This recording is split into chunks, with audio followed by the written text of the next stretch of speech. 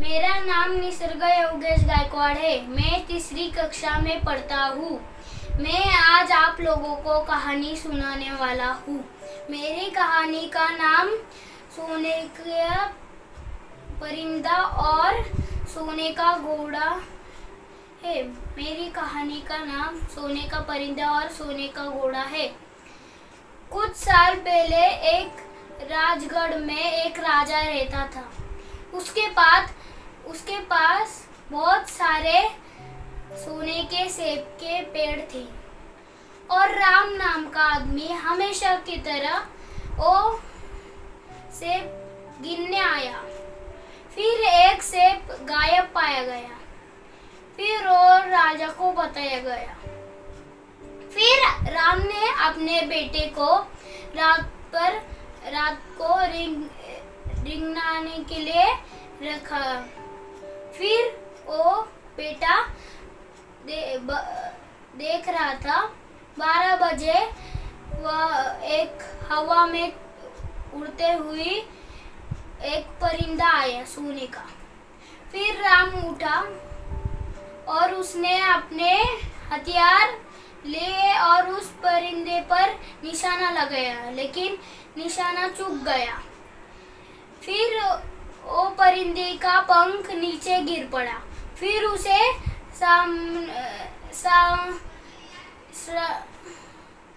राम ने उसे सुबह राजा के पास दिखाया गया। फिर वो राजा ने कहा, मुझे वो सोने का परिंदा चाहिए। फिर राम ने अपने बेटे को जाने को कहा ढूंढने के लिए।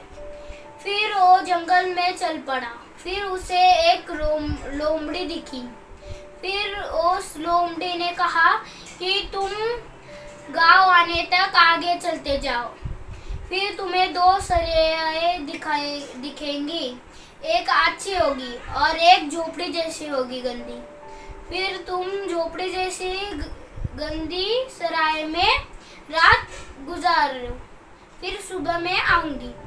फिर तुम अभी मेरे दुम पर बैठ जाओ, मैं तुम्हें वहां पहुंचा दूंगी। फिर वो लड़का उस दुम पर बैठ जाता है और वो पहुंच जाते हैं। फिर वो झोपड़ी के सराय में जाता है। फिर रात वहीं पर बिताता है। उसके बाद सुबह लोमड़ी आती है। फिर लोमड़ी कहती है, राजगढ़ आने तक सामने चलते जाओ। फिर वो सामने जाता है। फिर वो लोमड़ी कहती है कि गढ़ आ गया तो वहाँ पे सब सैनिक सोए हुए मिलेंगे, उनकी तरफ ध्यान मत देना। तुम एक रूम ढूंढ लेना। उस रूम में एक सोने का परिंदा लकड़ी की पिंजरे में पाया जाएगा। फिर उसके बाजू में ही सोने का पिंजरा होगा। उस पिंजरे को बदलने की कोशिश मत करना हो, नहीं तो वो उठ जाएंगे सैनिक। फिर वो लड़का जाता है और वो अंदर जाता है। फिर उसे वो दरवाजा दिख जाता है। फिर वो अंदर जाता है और वो देखता है और वो पिंजरा बदलने की कोशिश करता है, लेकिन वो सैनिक जाग जाते हैं और वो उसे गिरफ्तार कर लेते हैं। फिर सुबह उसे राजा के पास शामिल करते हैं। फिर वो राजा कहता है, तुम्हें दंड देंगे। फिर वो कहता है कि मुझे मत दंड दो, मैं तुम्हारा सब काम करूँगा, मुझे कुछ तो बताओ, मुझे माफ़ करो। फिर वो राजा कहता है, मुझे सोने का तेज भागने वाला घोड़ा चाहिए, फिर मैं तुम्हें परिंदा दे दूँगा। फिर वो बाहर आता है और सोने का घोड़े की तलाश करने लगता है। फिर लोमड़ी वहां आती है और वो लोमड़ी कहती है कि तुम देखा ना, तुमने मेरी बात नहीं मानी तो क्या हुआ, लेकिन मैं तुम्हारी मदद करूंगी। आगे चलते जाओ राजगढ़ आने तक। फिर वो राजगढ़ के बाहर सोने का घोड़ा होगा और उसके पास ये एक मालिक सोता हुआ दिखेगा। फिर तुम वह घोड़े को लेके भाग जाना। फिर तुम उस